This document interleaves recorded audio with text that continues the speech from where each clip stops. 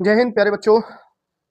आप लोगों के लिए साइंस का सेट नंबर 8 लेकर आए हैं, जहां पर 20 ऑब्जेक्टिव क्वेश्चन आपको करवाए जाएंगे।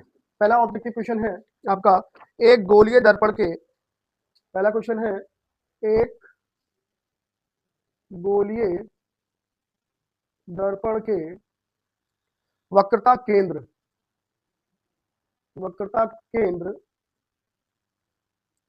तथा ध्रुव की दूरी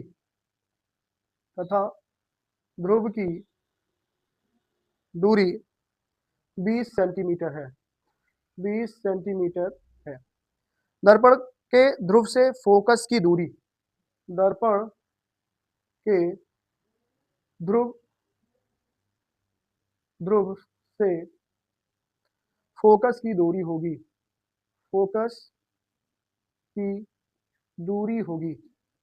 बहुत ही प्यारा क्वेश्चन है ये। और ऑप्शन नंबर यहाँ पर है, पहला 5 सेंटीमीटर, बी ऑप्शन है 10 सेंटीमीटर, सी ऑप्शन है 15 सेंटीमीटर और डी ऑप्शन है यहाँ पर 20 सेंटीमीटर। तो यहाँ पर इस क्वेश्चन को लगाएंगे कैसे, वो बच्चे ध्यान में देखें। गोलीय दर्पण के वक्रता केंद्र तथा ध्रुव की दूरी 20 सेंटीमीटर। देखिए, मान लीजिए हमने एक अवतल दर्पण ले लिया यहाँ पर, ठीक है, और ये इसका ध्रुव है और ये इसका वक्रता केंद्र है। ये दूरी जो दी गई है ये 20 सेंटीमीटर दी गई है। अब ये दूरी क्या होती है? वक्रता त्रिज्या के बराबर होती है। और इसका मतलब ये यहाँ पर क्या दिया है, आर दिया है 20 सेंटीमीटर। और कह रहा है कि दर्पण के ध्रुव, मतलब यहाँ से फोकस दूरी और यहाँ पर मुख्य फोकस होता है। मुख्य फोकस और ध्रुव के बीच की दूरी क्या कहलाती है? फोकस दूरी कहलाती है। तो जाहिर सी बात है, यहाँ पर आपने एक संबंध पढ़ा है कि F इक्वल टू क्या होता है, R/2। तो R का मान यहाँ पर 20 है, 2, यहाँ पर कितना आंसर आ जाएगा, 10 सेंटीमीटर। ऑप्शन सही हो जाएगा। यहाँ पर आपको दर्पण कैसा है ये नहीं बोलना है, माइनस प्लस की यहाँ पर कोई आवश्यकता नहीं है, केवल और केवल क्या करना था, आंसर बताना था यहाँ पर। क्वेश्चन नंबर 2 देखिए आप लोग, एक अवतल दर्पण की फोकस दूरी। अब यहाँ पर दूसरा सवाल में फोकस दूरी दे रहा है। एक अवतल दर्पण की फोकस दूरी कह रहा है 10 सेंटीमीटर है, 10 सेंटीमीटर है। और फिर कह रहा है दर्पण की वक्रता त्रिज्या क्या होगी। जस्ट उल्टा क्वेश्चन यहां पर पूछा गया, दर्पण की वक्रता त्रिज्या क्या होगी। और ऑप्शन है आपके लिए, पहला ऑप्शन है 10 सेंटीमीटर, दूसरा ऑप्शन है 20 सेंटीमीटर, तीसरा ऑप्शन है 30 सेंटीमीटर और चौथा ऑप्शन है 40 सेंटीमीटर। फिर से उसी तरीके से आप लगाएंगे सवाल को। देखिए क्या करेंगे, यहाँ पर r बराबर या r/2 बराबर क्या करेंगे, f, और f का मान दिया है कितना, -10। तो यहाँ पर r बराबर 2f हो जाएगा और यहाँ पर 2 गुणे -10 -20। ऑप्शन में माइनस प्लस के बारे में नहीं पूछ रहा है, तो यहाँ पर आप क्या कर देंगे, 20 सेंटीमीटर ऑप्शन सही कर लेंगे। इस तरीके से हमारे 2 क्वेश्चन हो गए और टोटल हमें करने हैं 20 क्वेश्चन, जिनमें से 7 क्वेश्चन फिजिक्स के हैं, 6 क्वेश्चन केमिस्ट्री के हैं और 7 क्वेश्चन बायो से हैं। तो क्वेश्चन नंबर 3 देखते हैं। क्वेश्चन नंबर 3 क्या कह रहा है? क्वेश्चन नंबर 3 कह रहा है कि श्वेत प्रकाश को प्रिज्म से गुजारने पर, श्वेत प्रकाश को प्रिज्म से गुजारने पर सबसे अधिक विचलन कोण वाला रंग होगा। सबसे अधिक विचलन वाला रंग होगा। और यहां पर कोई ऑप्शन है, यहां पर पीला, दूसरा ऑप्शन है हरा, तीसरा ऑप्शन है नारंगी और चौथा ऑप्शन है नीला। तो इस क्वेश्चन को करने से पहले ये जो थ्योरी मैं आपको बता रहा हूं समझ लीजिए। ये एक प्रिज्म है, प्रिज्म से जब श्वेत प्रकाश गुजारी गई तो ये 7 कलरों में क्या होता है, विभक्त हो जाता है। ये चीजें आपको पता होंगी, 1 2 3 4 5 6 7, एक 7। और इनका जो पैटर्न होता है वो VIGYOR विबग्योर का होता है। Violet, indigo, blue, green, yellow, orange और रेड। तो यहां पर बात करें विचलन की, पूछ रहा है विचलन सबसे अधिक। अगर यहां पर बैगनी ऑप्शन होता तब तो बैगनी ही लगाते, इंडिगो है नहीं, ब्लू है, तो विचलन ब्लू में सबसे अधिक देखने को मिलेगा। और अगर वेवलेंथ पूछता तो आप रेड कलर ऑप्शन सही करते हैं। तो ऑप्शन नंबर यहाँ पर क्या सही हो जाएगा, डी सही हो जाएगा। अब चौथे नंबर क्वेश्चन पर चलते हैं कि चौथा नंबर क्वेश्चन क्या कह रहा है। चौथा नंबर क्वेश्चन कहता है कि ओम के नियम का सूत्र, ओम के नियम का सूत्र। ऐसे देखने के बाद अब ऑप्शन को जरूर देखिए, क्योंकि ऑप्शन में हो सकता है कुछ उलझा दिया जाए आपको।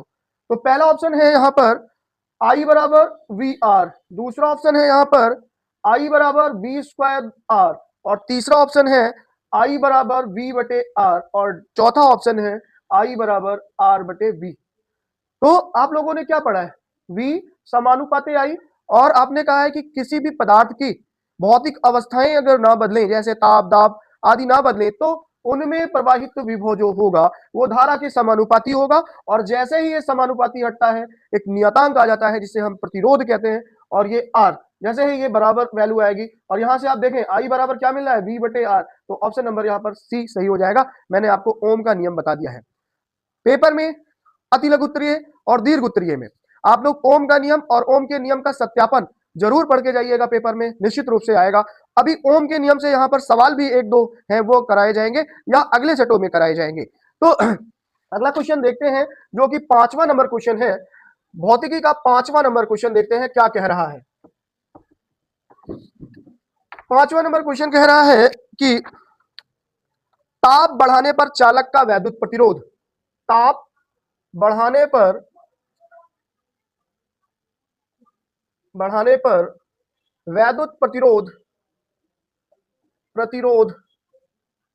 आर का मान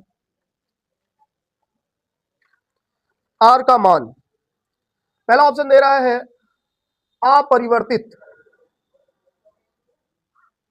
रहेगा, मतलब कि ताप बढ़ाएं तो उस पर कोई प्रभाव नहीं पड़ेगा आर पर। अभी चेक करते हैं, उसको समझाते हैं आपको। दूसरा ऑप्शन दिया है बढ़ता है, और तीसरा ऑप्शन दिया है घटता है, और चौथा ऑप्शन दिया है यहां पर कभी बढ़ता है कभी घटता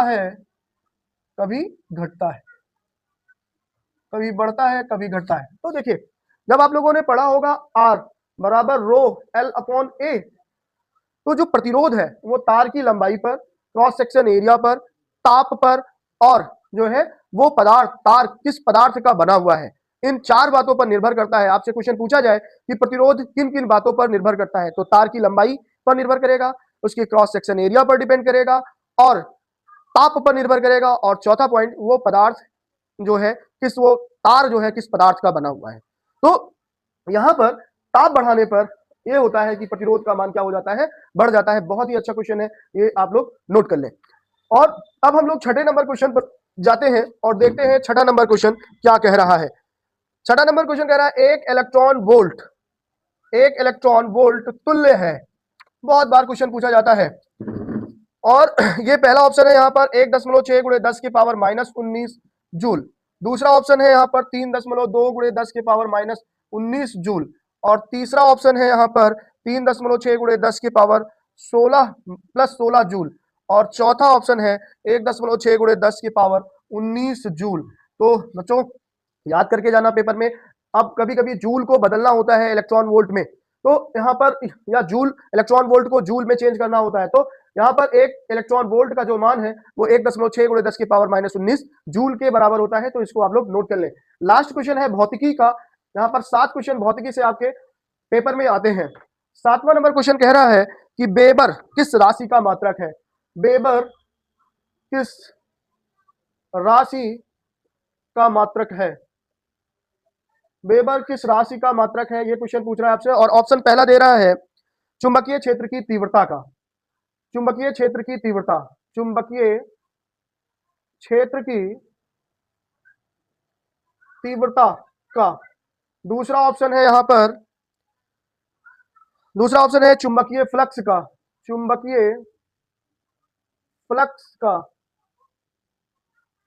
और सी ऑप्शन है यहाँ पर चुंबकीय फ्लक्स घनत्व का, या घनत्व का आप कह लें, और डी ऑप्शन जो है यहाँ पर विद्युत क्षेत्र की तीव्रता का, विद्युत क्षेत्र की तीव्रता का। तो यहाँ पर आप देखें वेबर, याद कर लें वेबर, यहाँ पर अभी आगे क्वेश्चन आपको और भी बताएंगे कि चुंबकीय फ्लक्स के मात्रक और कौन कौन से होते हैं।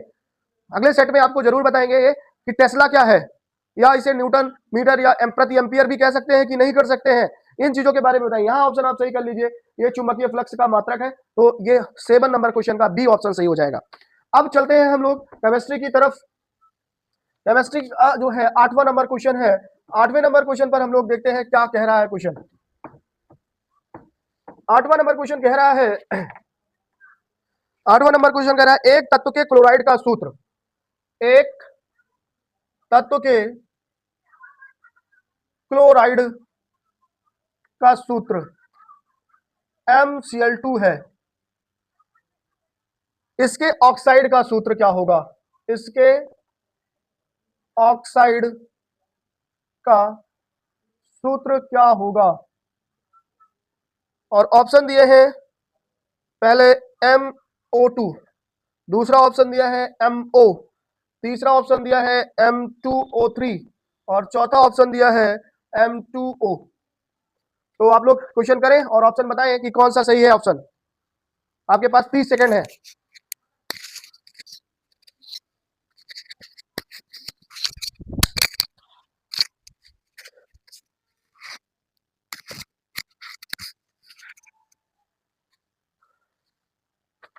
तो देखें अब बताते चले आप लोगों को, यहां देखिए MCl2 है, ये 2 कहां पर जाएगा, प्लस चार्ज, और Cl पर क्या आएगा, -1 चार्ज। अब मतलब यहां पर जो ऑक्साइड का सूत्र बनाना है, ये क्या है, तत्व M का जो यहां पर संयोजकता मिल रही है +2 चार्ज मिल रहा है। अब इसका ऑक्साइड ये +2 और ऑक्सीजन पर -2 होता है, तो ऑप्शन दोनों मिलकर क्या बना देंगे, MO। तो ऑप्शन नंबर यहाँ पर क्या सही हो जाएगा, बी ऑप्शन सही हो जाएगा। अब क्वेश्चन नंबर हम लोग देखते हैं यहाँ पर 9 नंबर क्वेश्चन क्या कह रहा है। 9 नंबर कह रहा है कि निम्न में कौन सी धातु, निम्न में कौन सी धातु आर्द्र वायु में, आर्द्र वायु में संचारित नहीं होती, नहीं होती। जो क्वेश्चन इस तरीके से पूछे जाए नहीं होती, इसको अंडरलाइन गोला जरूर कर लिया करें आप लोग। ऑप्शन है पहला यहां पर लोहा, दूसरा ऑप्शन है चांदी, तीसरा ऑप्शन है पीतल और चौथा ऑप्शन है सोना। तो आप लोगों ने संचारण में पढ़ा होगा कि लोहे में जंग लगती है जो कि संचारण का उदाहरण है, चांदी काली हो जाती है जो कि संचारण का उदाहरण है, पीतल हरा हो जाता है जो कि संचारण का उदाहरण है, और आपसे कह रहा है कि नहीं होता, तो सोने में आर्द्र वायु कोई अभिक्रिया करती नहीं है और वो खराब नहीं होता है। अगला इस तरीके से क्वेश्चन नंबर 10 पर चलते हैं, और 10वां नंबर क्वेश्चन क्या कह रहा है देखते हैं। विरंजक चूर्ण का सूत्र है, विरंजक चूर्ण, विरंजक चूर्ण का सूत्र है। तो आप लोगों को पता होगा विरंजक चूर्ण को हम इंग्लिश में ब्लीचिंग पाउडर कहते हैं। पहला ऑप्शन है CaCl2, दूसरा ऑप्शन है CaO, तीसरा ऑप्शन है CaOH का होल ट्वाइस और चौथा ऑप्शन है CaCO3। इस तरीके से यहाँ पर आपको ऑप्शन सही करना है। विरंजक चूर्ण जिसे ब्लीचिंग पाउडर कहते हैं, और आप लोग अक्सर देखते हैं कि जब नेता मंत्री विधायक कोई जाता रहता है या किसी के आगमन की बारी रहती है, तो नालियों के आसपास एक सफेद सा पाउडर गिरा दिया जाता है और वहां से एक महक सी आती है खूब अच्छे से। या फिर आप टंकियों के जो पानी आते हैं तो उसमें देखते हैं कि वहां पर महक आती है। तो वो क्या होता है कि जब इस ब्लीचिंग पाउडर को, विरंजक चूर्ण को, वो पानी से अभिक्रिया करता है तो क्लोरीन गैस निकालता है और वही क्लोरीन गैस महकती है। तो ऑप्शन, वैसे यहां पर क्या क्वेश्चन पूछ रहा है कि विरंजक चूर्ण का फॉर्मूला क्या है, तो CaOCl2 विरंजक चूर्ण का फॉर्मूला है जिसे हम ब्लीचिंग पाउडर कहते हैं। इस ब्लीचिंग पाउडर की सहायता से जो है जीवाणुओं को नष्ट किया जाता है, ये इसका उपयोग है। तो कई सारी चीजें, बातें मैंने आपको विरंजक चूर्ण के बारे में बता दी, इन सभी को आप अपने कॉपियों में नोट कर लीजिएगा, ये आपको काम जरूर आएगा। क्वेश्चन नंबर 11 देखते हैं कि केमिस्ट्री का क्वेश्चन नंबर 11 क्या कह रहा है। क्वेश्चन नंबर 11 क्या कह रहा है भाई कि 10 के पावर -3 MHCl के pH मान की गणना, मान क्या होंगे। पहला ऑप्शन है 2, दूसरा ऑप्शन है 3, तीसरा ऑप्शन है 5 और चौथा ऑप्शन है 6। तो आप लोगों को ये सवाल मैं करके दिखाता हूं, ध्यान से आप लोग देखें। यहां पर pH बराबर होता है -log H plus concentration ion, तो यहां पर -log लिख दीजिए, और जब ये सांद्रता कितनी दी गई है H प्लस की, 10 के पावर -3, तो ये लिख दीजिए। अब जब log निकालेंगे तो यहां पर आप लिखेंगे -3 log 10, और ये बेस 10 है, ये ध्यान रखिएगा, और यहाँ पर माइनस माइनस प्लस हो जाएगा, और log 10 का मान कितना होता है 1, तो ये वैल्यू आ जाएगी, पीएच का मान क्या आ जाएगा 3। पीएच को पावर ऑफ हाइड्रोजन के नाम से जानते हैं। इसकी खोज जो है सोरेनसन नामक वैज्ञानिक ने की थी। और पीएच किसी भी पदार्थ के अम्लीय या क्षारीय के बारे में बताता है कि वो पदार्थ अम्ल है या क्षार है या फिर उदासीन है। तो यहाँ पर क्वेश्चन नंबर 11 के बाद 12 नंबर क्वेश्चन करने जाते हैं। 12 नंबर क्वेश्चन क्या कह रहा है, देखें आप लोग ध्यान से। 12 कह रहा है कि बेकिंग सोडा का सूत्र है, बेकिंग सोडा का सूत्र है, बेकिंग सोडा का सूत्र है।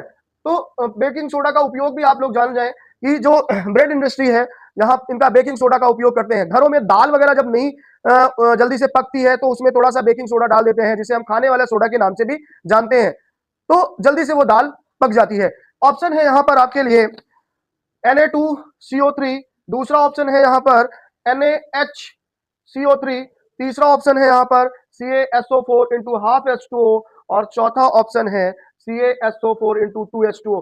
तो आप लोगों को बता देते हैं ये क्या है, धावन सोडा, ये बेकिंग सोडा, तो ऑप्शन ये नहीं सही है। ये क्या है, ये आपका ये पीओपी है, और ये क्या है, ये आपका जिप्सम है। इस तरीके से आप इन चीजों को नोट कर लें, ये आपके काम आने वाली है। लास्ट क्वेश्चन केमिस्ट्री का 13वां नंबर क्वेश्चन देखते हैं कि 13 नंबर क्वेश्चन क्या कह रहा है। क्वेश्चन नंबर 13 पर हम लोग पहुंच गए हैं। इसके बाद बायो के क्वेश्चन करवाए जाएंगे, बहुत ही इंपॉर्टेंट क्वेश्चन है जो कि एक एक क्वेश्चन चुन कर लाए गए हैं। तो क्वेश्चन नंबर 13 देखते हैं कि 13 नंबर क्या कह रहा है क्वेश्चन। CH3 लिखा हुआ है, CH3, और यहां पर लिखा है CHO, और यहां पर एक हाइड्रोजन लगा हुआ है, और इसका IUPAC नाम पूछ रहा है यहाँ पर, सॉरी CH2, और यहां पर लिखा है OH। इस तरीके से इसका नाम पूछ रहा है कि इसका IUPAC नाम क्या होगा। पहला ऑप्शन दिया है 2 मेथिल प्रोपेनॉल, प्रोपेनॉल। दूसरा ऑप्शन दिया है 1 मेथिल प्रोपेनॉल। तीसरा ऑप्शन दिया है 2 मेथिल प्रोपेनल, और चौथा ऑप्शन दे रहा है 1 मेथिल प्रोपेनल। तो आप देखेंगे नंबरिंग करेंगे 1 2 3, 2 नंबर पर मेथिल लगा हुआ है, तो क्या हो जाएगा 2 मेथिल, और ऑल लगा है OH अल्कोहल ऑल, तो ऑप्शन क्या सही हो जाएगा 2 मेथिल प्रोपेनॉल।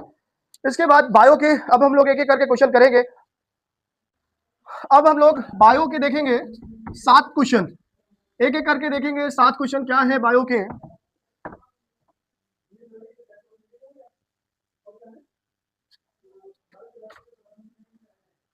पहला क्वेश्चन है 14 नंबर क्वेश्चन।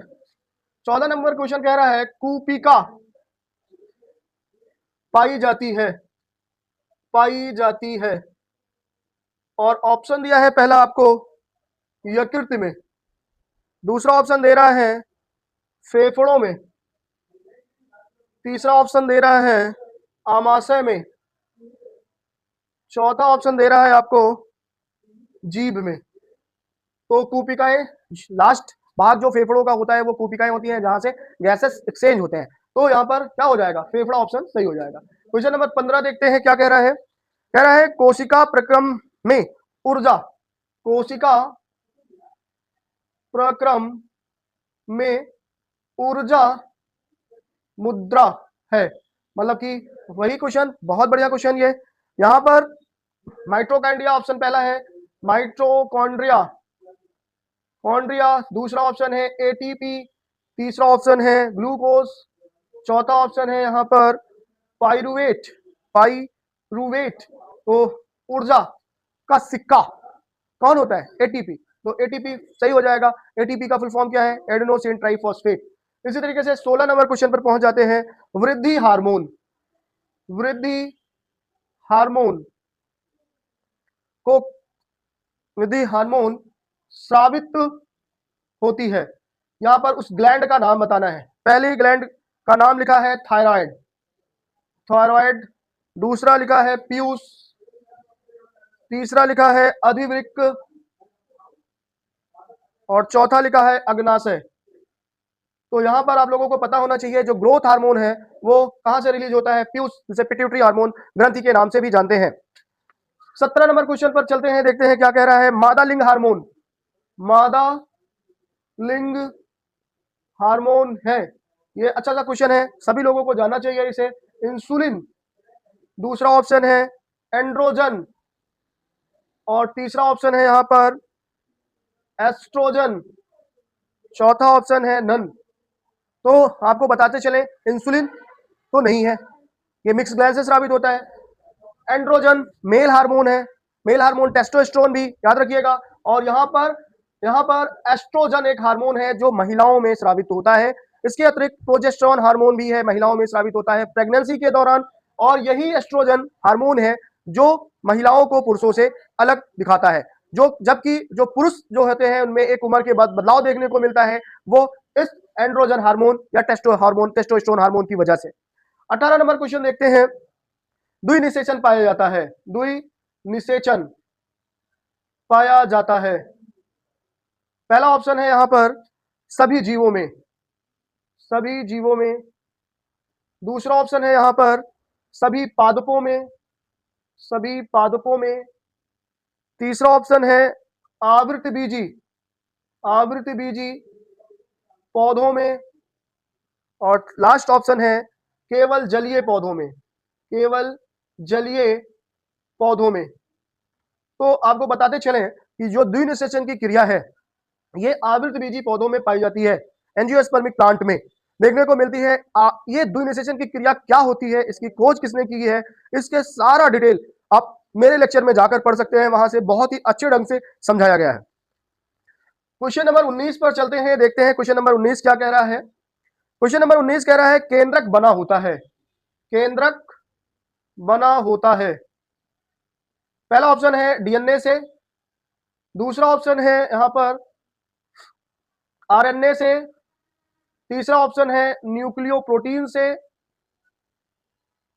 और चौथा ऑप्शन है यहां पर प्रोटीन से। तो आप बच्चों बताते चले आपको कि केंद्रक जो है वो न्यूक्लियोप्रोटीन से बना हुआ होता है, तो ऑप्शन नंबर यहां पर सी सही हो जाएगा।